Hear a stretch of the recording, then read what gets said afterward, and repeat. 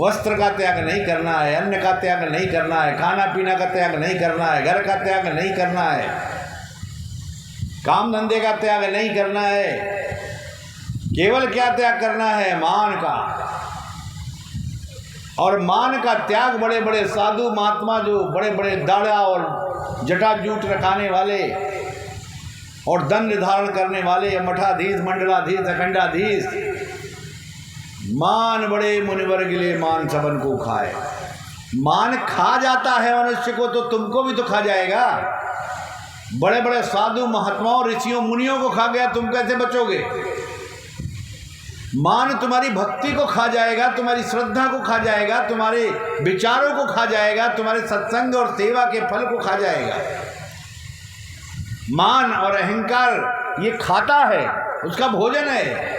तुम्हारे जितने अच्छे कर्म हैं उन सब को खा जाएगा, हर चीज को खा जाएगा। तो ऐसे मान को रखने से क्या फायदा? और जब तक मान सहित आप किसी को अभिवादन करते हो तो वो केवल प्रणाम, अभिवादन है, फॉर्मेलिटी है। मान रहित करते हो तो वो भक्ति की ओर बदलने लगता है, भक्ति की ओर। कल मैंने क्या बताया था? गंग में जब दीक्षा 7 लोगों की हुई तो 7 को दर्शन मिल गया, 2 नाम से जुड़ गए तुरंत। क्यों? 35 साल की साधना थी उसकी, उस महिला की। तो वहाँ एक महिला ने पूछा, कन्नौज की थी, कि हमें क्यों नहीं ऐसा होता? तो हमने कहा अपने अंदर विचार करो। अभी सेवा शुरू ही की कहाँ की है? अभी संग आरंभ ही कहाँ किया है? अभी अनुशासित हुए ही कहाँ हो? अभी अंदर का कपट का मैल कहाँ धुला है? कपट का मैल धुलेगा तभी तो जाएगा। अभी ऐसा नहीं हुआ है तुम एक रस हो गए हो, गुरु के वचनों पर आरूढ़ हो गए हो। गुरु के वचनों पर जो आरूढ़ हो जाता है वो निर्भय होकर विचरण करता है, उसको किसी चीज का भय नहीं होता है। और तुम अपने अंदर झांक के देखो, तुम्हारे अंदर ना जाने कितने कितने प्रकार का भय भरा पड़ा है। अपने आप झांक के देखो, निर्भय होगे। अगर उस मालिक को चाहते हो, उस मालिक की भक्ति करना चाहते हो, उससे मिलना चाहते हो, उसे अपने अंतर्घट में प्रकट करना चाहते हो, तो निर्भय तो हो, निर्भय हो जाओ। क्यों? जो कुछ भी होगा, कोई निंदा तुम्हारी कर रहा है, इससे तुम छोटे नहीं होगे। कोई खिल्ली तुम्हारी कर रहा है, इससे तुम कमजोर नहीं होगे। हो सकता है तुम्हारी निंदा हो जाए और खिल्ली भी हो जाए और तुम्हें उसके बदले में कुछ नहीं मिले। संसार में सबकी निंदा होती है, कभी कभी कोई करता है, कभी कोई करता है, कभी गाली देता है, कभी कुछ करता है, कोई आगे करता है, कोई पीछे करता है। उससे तुम मर तो नहीं जाते हो, जीवित रहते हो, सारा काम करते हो, लेकिन उसके बदले में भक्ति नहीं मिलती।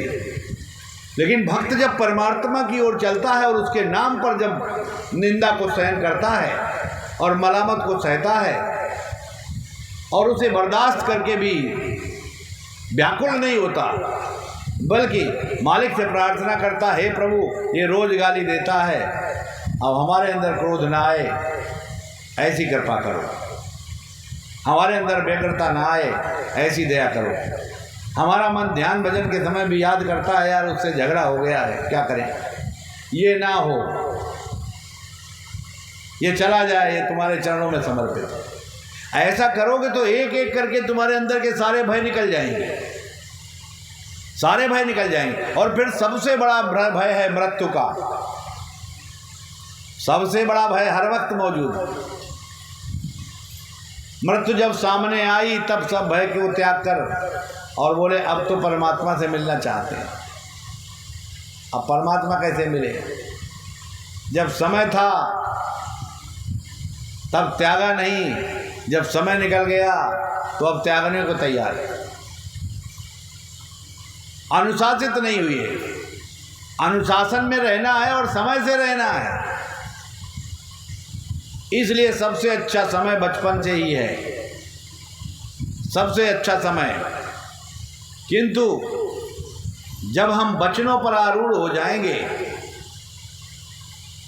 तब हमें कोई भय है ही नहीं। और जब मन पर हम आरूढ़ हो जाएंगे तो हमारे चारों तरफ भय ही भय दिखाई पड़ेगा, चारों तरफ, क्योंकि ये मन हर वक्त भयभीत करता है। बहुतेरे विचार करते यार चौमास का महीना पता नहीं कहाँ पानी बरसने लगे, भीग जाएंगे, ऐसा लगता कि जैसे कभी वो भीगे ही नहीं होंगे या घर में भीग ही नहीं सकते। क्यों भाई? और अगर भीग सकते हो तो भय किस बात का? अपने मन से वार्ता क्यों नहीं करते? अपने मन से तर्क क्यों कर? मन से करो, अपने दूसरे से क्या करते हो? अपने मन से करो, इसको परास्त करो। और इसको तभी परास्त कर सकते हो जब गुरुबल तुम्हारे बल हाथ में होगा, जब गुरु के आदेशानुसार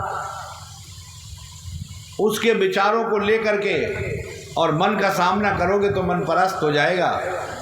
और जो मनबल लेकर के मन से भिड़ोगे तो मन तो तुम्हें पटक ही देगा। क्यों? तुम्हारी आधी ताकत तो मन ले लेगा बाली की तरह, और आधी उसके पास पहले से है, अपनी पूरी है तो आधी तुम्हारी भी ले ली, तुम हो गए बहुत कम, उससे हो गए। इसलिए विचार करना सीखो, चिंतन करना सीखो, विवेकवान बनो, विचारशील बनो।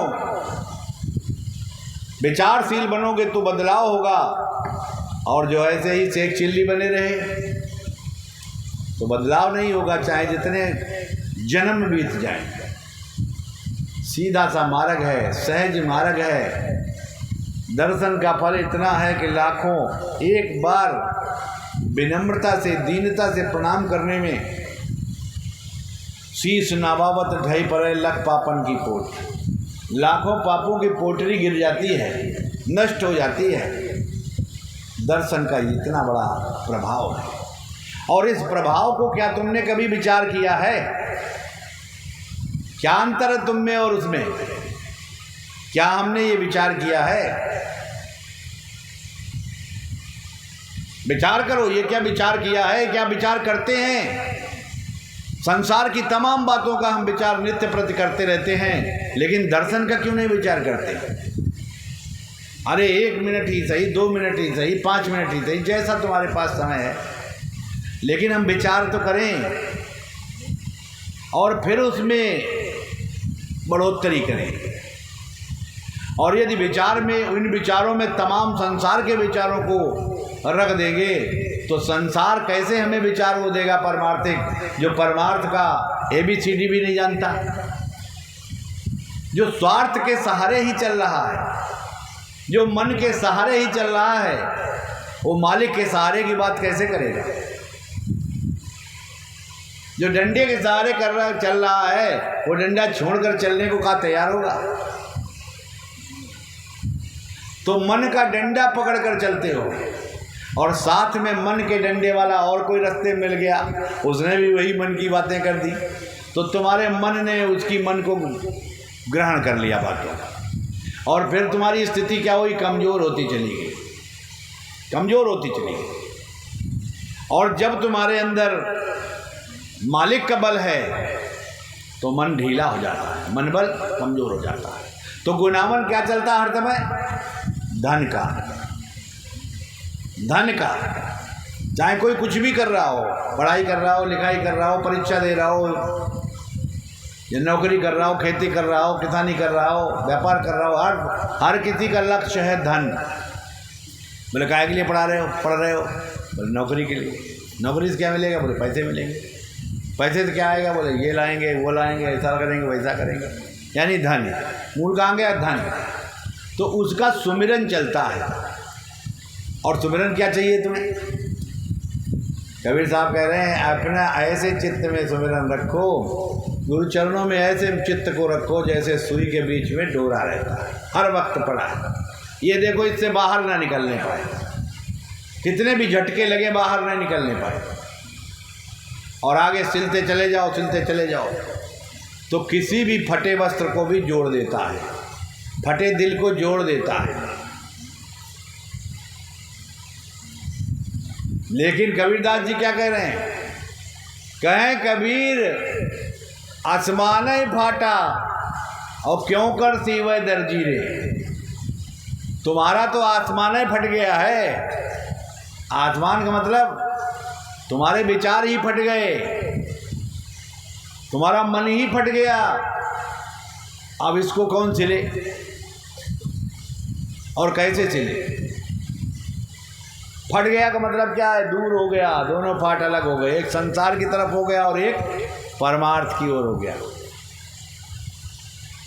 दोनों अलग अलग हो गए। जैसे एक फैजाबाद का लड़का है, उसने कहा अब मेरा ब्याह हो गया, अब हम क्या करें? बच्चे भी हो गए, अब ना हम इधर के रहे ना हम उधर के रहे। सोचते हैं ये करेंगे तो वो छूटता है, वो करें तो ये छूटता है, अब हम करें क्या?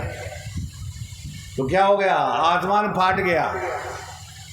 अब इसको तो दर्जी भी नहीं सी सकता,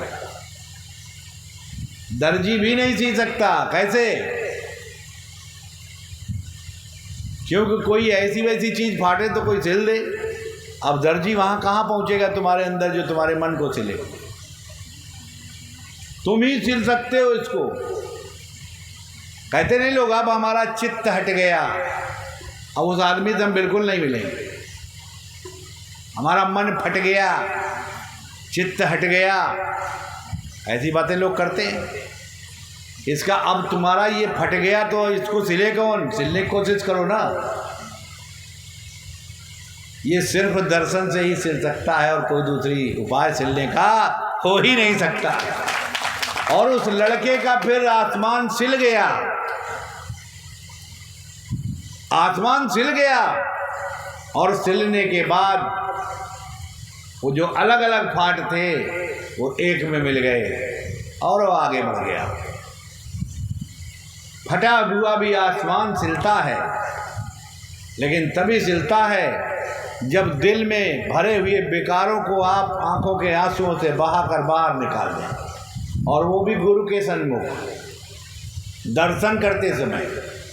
दर्शन लाभ से आप उसको निकाल सकते हैं और उसके संग से निकाल सकते हैं, उसके अभिवादन से निकाल सकते हैं। इसके अलावा फटा हुआ आसमान कभी कोई किसी ने किसी युग में कभी भी सिला नहीं गया, ऐसा कबीरदास जी बताते हैं।